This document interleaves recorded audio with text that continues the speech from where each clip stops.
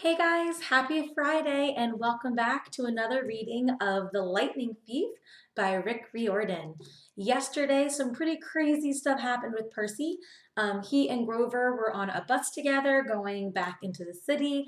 Percy's going home for the summer, and he happened to see these three old ladies at a fruit stand who seemed to be looking directly at him. As they were looking at him, they cut a string, which seems to make Grover very, very nervous. Last that we left off yesterday, Grover made Percy promise that he would let him walk him home. So Grover wants to walk Percy home after the bus. Chapter 3. Grover unexpectedly loses his pants. Confession time. I ditched Grover as soon as we got to the bus terminal. I know, it was rude. But Grover was freaking me out, looking at me like I was a dead man, muttering, "Why does this always happen?" And "Why does it always have to be sixth grade?" Whenever he got upset, Grover's bladder acted up. So I wasn't surprised when, as soon as we got off the bus, he made me promise to wait for him, then made a beeline for the restroom. Instead of waiting, I got my suitcase, slipped outside, and caught the first taxi uptown. East 104th and 1st, I told the driver. A word about my mother before you meet her. Her name is Sally Jackson, and she's the best person in the world, which just proves my theory that the best people have the rottenest luck. Her own parents died in a plane crash when she was 5, and she was raised by an uncle who didn't really care much about her. She wanted to be a novelist, so she spent high school working to save enough money for a college with a good creative writing program. Then her uncle got cancer, and she had to quit school her senior year to take care of him. After he died, she was left with no money, no family, and no diploma. The only good break she ever got was meeting my dad. I don't have any memories of him, just this sort of warm glow, maybe the barest trace of his smile. My mom doesn't like to talk about him because it makes her sad. She has no pictures. See, they weren't married. She told me he was rich and important and their relationship was a secret. Then one day he set sail across the Atlantic on some important journey and he never came back. Lost at sea, my mom told me. Not dead, lost at sea. She worked odd jobs, took night classes to get her high school diploma, and raised me on her own. She never complained or got mad, not even once. But I knew I wasn't an easy kid. Finally, she married Gabe Ugliano, who was nice the first 30 seconds we knew him, then showed his true colors as a world-class jerk. When I was young, I nicknamed him Smelly Gabe.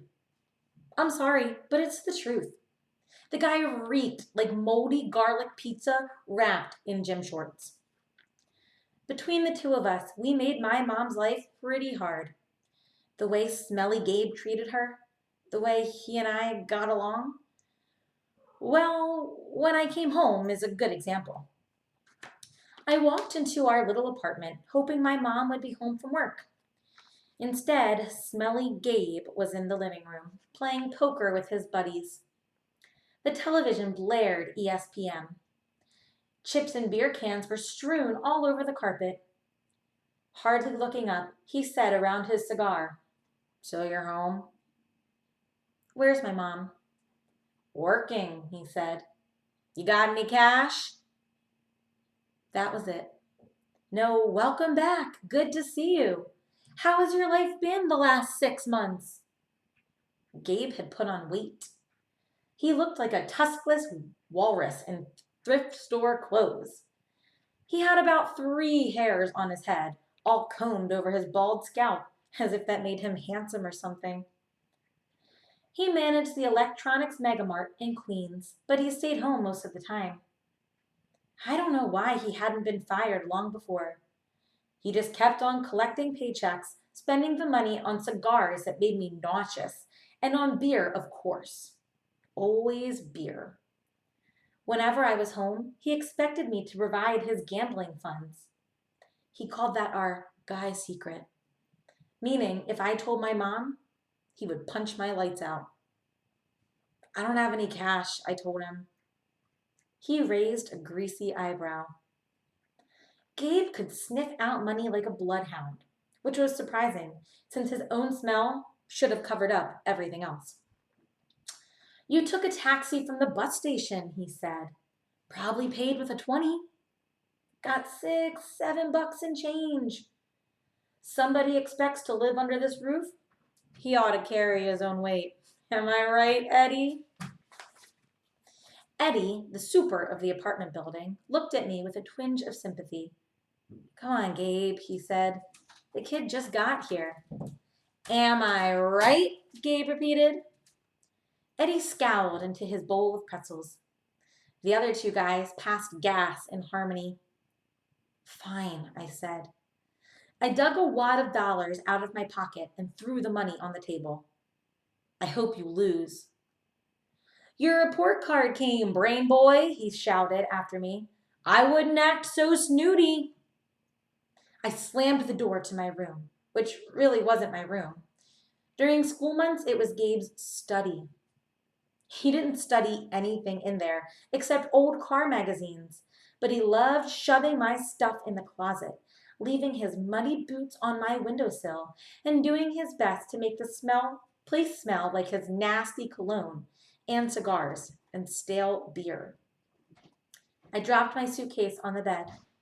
Home, sweet home. Gabe's smell was almost worse than the nightmares about Mrs. Dodds, or the sound of that old fruit lady's shears snipping the yarn. But as soon as I thought that, my legs felt weak. I remembered Grover's look of panic, how he made me promise I wouldn't go home without him.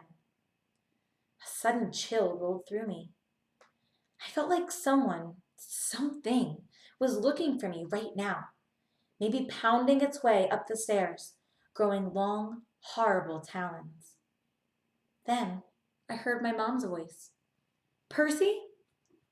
She opened the bedroom door and my fears melted. My mother can make me feel good just by walking into the room. Her eyes sparkle and change color in the light. Her smile is as warm as a quilt. She's got a few gray streaks mixed in with her long brown hair, but I never think of her as old. When she looks at me, it's like she's seeing all the good things about me, none of the bad. I've never heard her raise her voice or say an unkind word to anyone, not even me or Gabe. Oh, Percy! She hugged me tight. I can't believe it. You've grown since Christmas. Her red, white, and blue Sweet on America uniform smelled like the best things in the world. Chocolate, licorice, and all the other stuff she sold at the candy shop in Grand Central.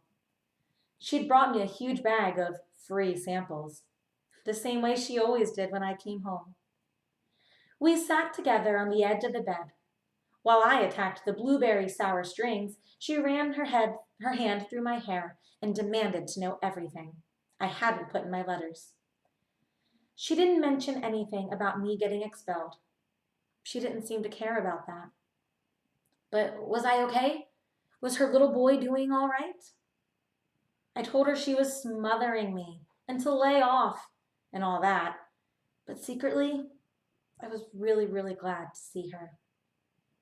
From the other room, Gabe yelled, Hey, Sally, how about some bean dip, huh? I gritted my teeth. My mom is the nicest lady in the world. She should have been married to a millionaire, not some jerk like Gabe. For her sake, I tried to sound upbeat about my last days at Yancey Academy. I told her I wasn't too down about the expulsion. I'd lasted almost a whole year this time. I'd made some new friends. I'd done pretty well in Latin. And honestly, the fights hadn't been as bad as the headmaster said. I liked Yancey Academy. I really did. I put such a good spin on the year, I almost convinced myself. I started choking up thinking about Grover and Mr. Brunner. Even Nancy Bobofit suddenly didn't seem so bad. Until that trip to the museum. What? My mom asked. Her eyes tugged at my conscience, trying to pull out the secrets. Did something scare you? No, Mom. I felt bad lying. I wanted to tell her about Mrs. Dodds and the three old ladies with the yarn, but I thought it would sound stupid. She pursed her lips. She knew I was holding back, but she didn't push me. I have a surprise for you, she said. We're going to the beach. My eyes widened. Montauk? 3 nights, same cabin. When? She smiled. As soon as I get changed. I couldn't believe it. My mom and I hadn't been to Montauk the last 2 summers because Gabe said there wasn't enough money. Gabe appeared in the doorway and growled, Bean dip, Sally, didn't you hear me?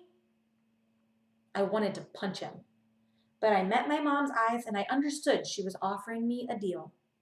Be nice to Gabe for a little while, just until she was ready to leave for Montauk.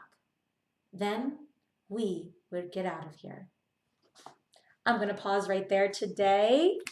Oh, I wonder what's in Montauk. I wonder why that's so important to him. And I wonder what's going to happen at the beach.